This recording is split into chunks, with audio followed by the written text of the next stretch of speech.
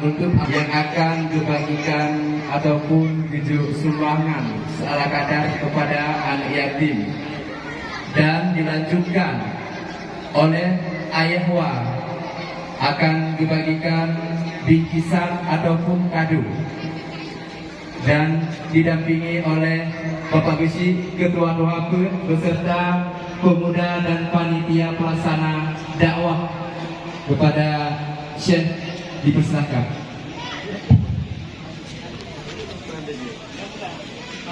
Abia Abdul.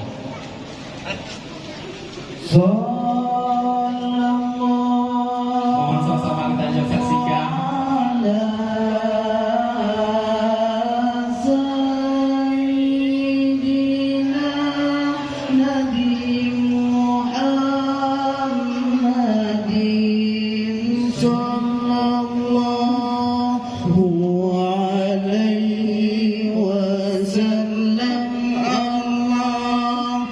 Sallallahu